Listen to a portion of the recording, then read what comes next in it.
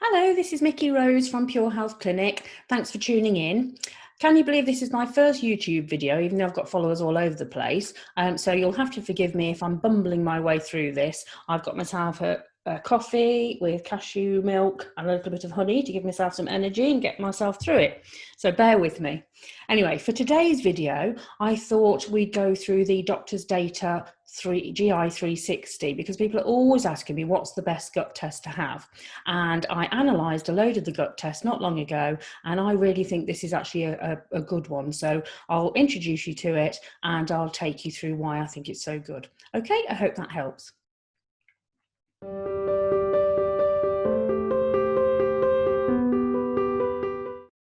I've seen thousands of patients over the years as a natural health consultant, and now I've stopped clinic work, I want to pass on, hopefully, the really good, life-changing information I've learned to you. If you're new here, please hit the subscribe button and the notification bell, and I'll pop anything in links below as I mention it. Okay, let's get to it. Okay, so let's have a look at the GI360 and why I think it's a good test then. Stick around to the end because I'll go over the 3 types of cases where I think a gut test is really quite useful, and I'll go over those with you later. Also, if you need a sample report to look at, I've put a link below and you can just print one off and follow this through like that if you prefer.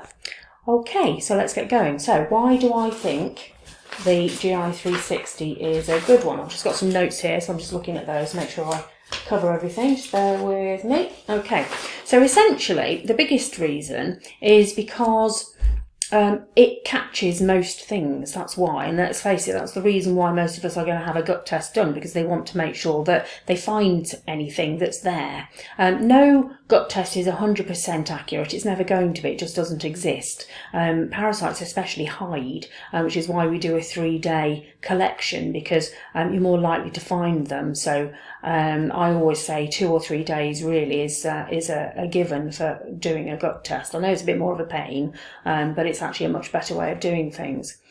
So basically with this one, it's testing over 40 parasites, over 30 worms, and zillions of bacteria. It also includes viruses. So if I go down here, look, you can see the first part of this report is about the microbiome. In other words, what's going on in your gut, what's the balance like. And to be honest, a lot of the time, you don't tend to look at these in any kind of specific way. A lot of research is being done on them, which is why I think they're included.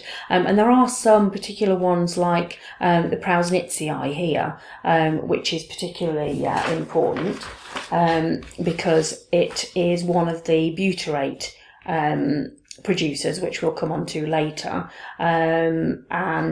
There's another one down here, which is Akkermansia here, which is getting quite a lot of attention because it's about producing mucus, which obviously is there to protect your gut lining, and when that's particularly low, it can be a sign that there's a leaky gut, and getting that Akkermansia up can be particularly helpful. Anyway, essentially this first part, sorry, I'm scrolling through, this first part is all about what's going on in that gut in terms of infections or balance of good and bad bacteria.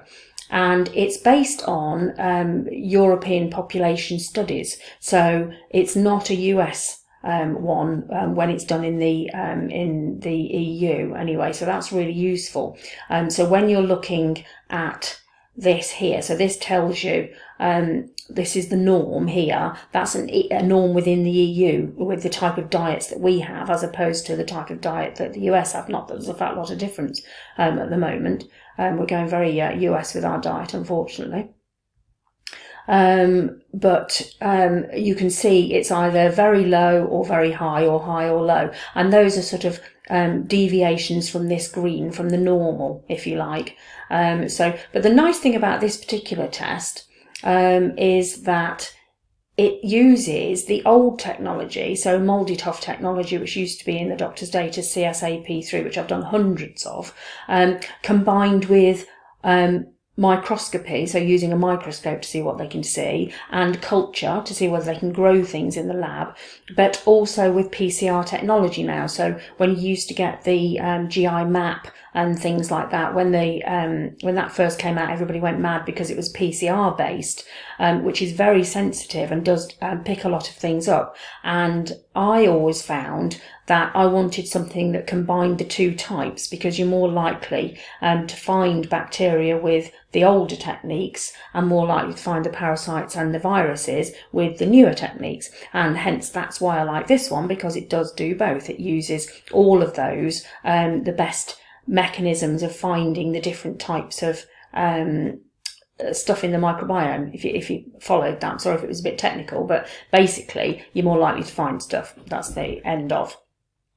The good thing about this as well is that you don't need to worry about all these different sort of bacteria and what they all mean, because what they've done, they've used an algorithm to take the normal microbiome and show you whether it's out of balance or not. So this is called a spidergram, and you can see basically that the closer it is to the outsiders, there's an excess, and the closer it is to the middle, there's a deficiency. So you can target, if you needed to, the different types of bacteria. Okay, the nice thing about this is that they give you this dysbiosis index score. So they've done all the work for you, really. So essentially, 2 is about the norm, and anything above that you're getting sort of further away from the norm, really. So it gives you an idea of how close you are to normal or not. Okay, and then down here we have the key findings, which they will list for you, so you can see whether things are too low or too high, or sort of low or high normal is the orange. Okay, so moving through, we've talked about the fact that there are lots of different bacteria that are looked for. The ones that I tend to look for most are the 2 most beneficial ones, which is what's the level of the bifidobacterium, which is really important, and also what's the level of the lactobacillus species. Those are the 2 most beneficial bacteria, so I tend to look to see where those are, and then the others in the report and in the resource guide that I'll do on the results video. It will tell you all about these different ones, but it would take me about an hour to go through all the different bacteria, so I won't cover that today. So moving through, these are the viruses that we're looking for, and pathogenic bacteria and parasites. The PCR techniques, where they look for the viruses and the parasites, are really quite sensitive, and you do have to always take case and symptoms into account with anything like this, because just because it shows that there's something there doesn't necessarily mean you've got an active infection, because PCR can pick up old fragments of a dead virus or something like that. So always be led by your case and your symptoms and the person who's advising you there. So it's all in the interpretation, really. Okay, moving through, we're still looking at all the different protozoa and worms and that kind of sort of stuff. So they look for absolutely tons of stuff. Okay, and then here we're looking for yeast. If it's, an interesting thing is if it's high here, so there's a few here but not that many, if it's high here but it's not cultured later, sometimes that can be an indicator of SIFO, so that's small intestinal fungal overgrowth, which you can't test directly, but sometimes it can be a sign that you need to think about that one a little bit more, that there might be some yeast in the small intestine that's causing you issues. And we're looking here at whether there's a presence of red blood cells, which might be something to do with piles or some kind of what do I mean, breaking the skin or something like that.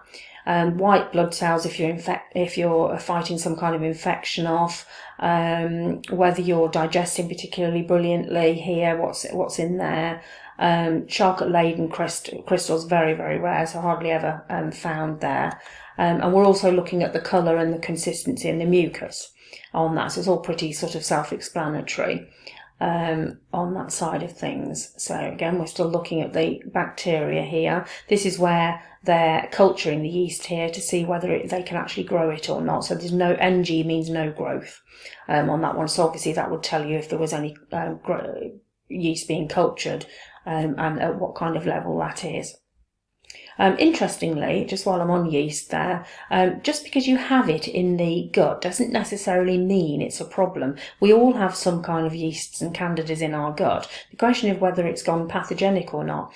If you look on the gut tests page that I've done, you'll see that one of the labs actually does a particular test looking to see whether it's turned into its mycelial form. So in other words, whether it's pathogenic or not. But obviously, if your symptoms fit and there's yeast showing here, then you would do something about getting rid of it by using something like the Candida plan. Okay, so that's the sort of microbiome thing. But now we're on to the stool chemistries, which is my favourite bit. I think this is where you get an awful lot of information, actually. So you've got all that microbiome stuff, what's in there, what state is it, what's the balance like, and are there any infections? And then here we've got loads of information. So we've got about digestion and absorption, which is really the number one priority when you're thinking about any kind of illness, especially a gut illness, is are you absorbing properly? Because we are what we can absorb, not what we eat necessarily. So elastase is very much about are you producing enough pancreatic enzymes or not. Now, interestingly here, over 200 is the reference interval, but I like to see it a lot more than that. And I'll go over that a bit more in the results video for you. But that's what you're looking for. Is there any fat in your stool? Are you digesting it? Do you need more bile? That kind of thing. Are you breaking carbohydrates down properly? And if not, are those carbohydrates feeding something like a yeast or bacteria somewhere? So it's like a little party buffet for any baddies that are hanging about. And also FODMAPs and things, are you digesting them down properly? They can be causing a lot of bloating and wind if you're not doing. So say you had elastase that was low and carbohydrates are high or being found or whatever, it might give you an indication that you need some better enzymes or to boost your enzymes to break down the carbohydrates. That might be chewing more, of course. Okay, so digestion and absorption, very important. Inflammation, you've got three really key inflammatory markers here. Most of the other tests only do one or two of these, and I think actually that having the three is really important. Calprotectin is just superb. It's becoming a indicator of chronic inflammation in things like rheumatoid arthritis or that general sort of autoimmunity as well.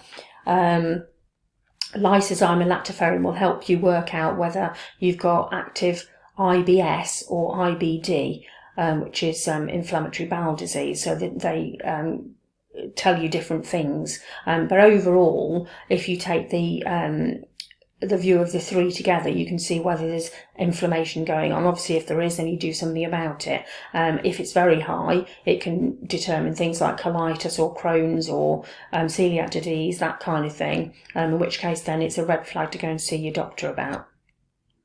SIGA, one of my absolute favourites, really important, especially if you're suspecting why you can't fight off infections. If that's too low, you won't be able to fight infections very well, and also you'll become more reactive to foods, because SIGA is one of its jobs is to tag foods as safe, and I'll talk a bit more about that later.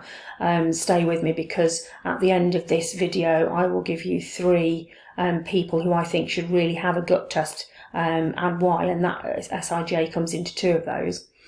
Okay, short chain fatty acids, this is things that are produced by the bacteria, so this is very much related to what that microbiome state is like. The most important thing is what's this butyrate level, Butyrate is really important in the body for regulating inflammation and healing and all that kind of sort of stuff. But also, if it's low, it's often an indicator of a leaky gut, because butyrate helps to feed the gut wall and keep that strong.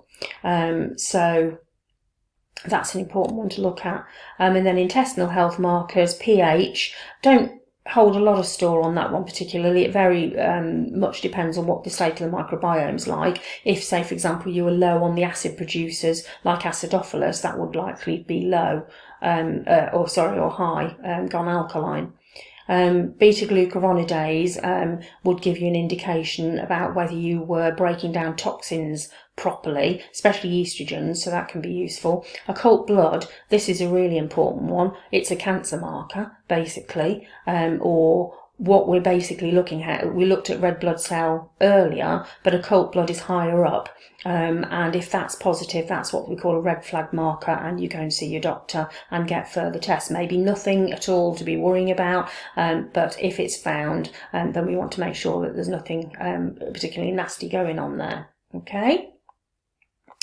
The report gives you absolutely loads of information in the report, but the other thing that I really like about the doctor's data ones is this, where they basically will test, say they found this particular bacteria and you want to know how to kill it off. They test natural agents and prescription agents to see which ones they're resistant to, or which ones they have a high susceptibility to. Okay, so for example, in this one with the Enterobacter, it's saying, for example, you might use grapefruit seed extract, silver or uva ursi, but if you used these say berberine and black walnut and caprylic acid and whatever like that, it's less likely to be killed off. And the same goes for the prescription items. These ones it's not likely to respond to, these ones it is. That's really crucial information, actually, and you don't get that very often on tests. So it's another reason why I really particularly like this one. I think that's everything. Let me just check to see on my notes, see if I've missed anything. No, I think so. Essentially, brilliant test, really. What's not to like about it? If you want to find out what's going on in your gut, you're not really going to go wrong if you look at that particular one. So that's the doctor's data, GI360, and I'll put a link below to where you can read some more about the gut tests, and a link to where you can purchase it through one of my labs. Okay, so I hope that... Okay, so who might benefit from having a gut test done? Here are my top 3. So the first one is obvious, anybody who's having a gut problem. So you could be having IBS, symptoms like diarrhoea and constipation. You could be having lots of wind and bloating, that kind of thing.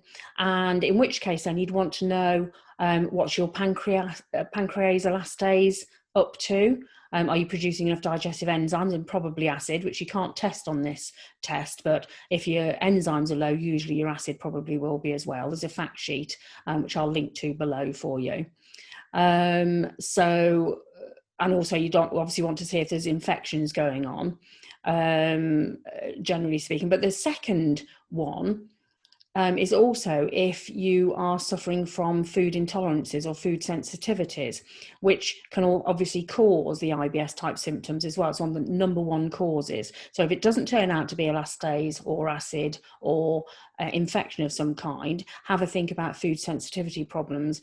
And what you would be looking for there on the test would be something like the short chain fatty acid levels and the SIGA levels. SIGA is really important because it's what should be tagging foods as safe so that your immune system knows not to react to them.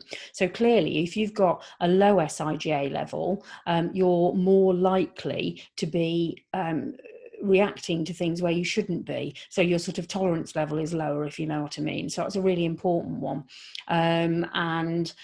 It's linked, that's all linked to the short chain fatty acid levels as well, because they are responsible for lowering inflammation and also controlling your T-reg cells, so you're regulating your immune system, if you like. So what we don't want is a double whammy where we've got low SIGA levels, secretory IgA levels, so you're not tagging the food as safe, and the short-chain fatty acid levels are also low.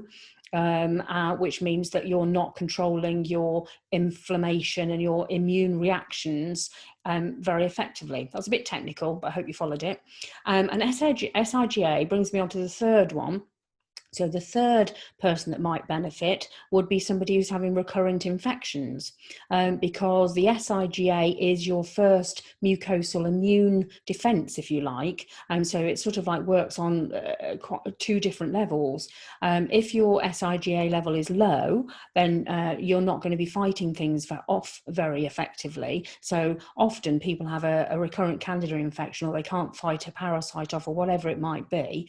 And it's because their SIGA has never been looked at and never been boosted, which is quite a simple thing to do. If you look at the Candida plan, which I'll link to below for you, I use that as a general infection plan. So whether it's yeast or not, the same thing will work. You just don't do the diet if it's not yeast. But in there is an SIGA boosting protocol, which works very effectively for getting that up. If your SIGA is high, it shows you're actively fighting an infection, and hopefully that will reflect in the results when you're looking at the bacteria and the parasites and the viruses and that kind of thing. Okay, so that's my top three people who would benefit from having a gut test and having a see what's going on in there. So that's people who have gut sort of symptoms, that's an obvious one. People who know they have or aren't sure if they have food sensitivity issues, and that crops up an awful lot more than people think. And the third is if you're having a recurrent infection of some kind, check your SIGA. You don't need a whole gut test necessarily to do that. You can do that separately, but if you put it in context with infections that you're checking with the microbiome, then that gives you a lot more information. So a gut test is always the best way to go, really, if you suspect an infection and why you can't get rid of it. Okay, I hope that makes some sense, and I hope that helps. Okay, so I hope that was all really interesting for you and I didn't blind you too much with science. If you've got any questions, pop them in the comments below and I'll answer them there, or I'll do a Q&A video after I've done the next video, which is going to be about how to analyse your test results, because obviously you have the test done, you get loads of pages and you think, oh, flipping heck, what the hell does this mean? So I'll go through those for you as well. Subscribe to the channel if you found this really helpful, share it so that other people can find it, click the notifications and like it, obviously that would be really lovely of you, thank you. Okay, so check the links below for things that I've mentioned and things to do next, and I'll catch you on the next video. Thanks for listening.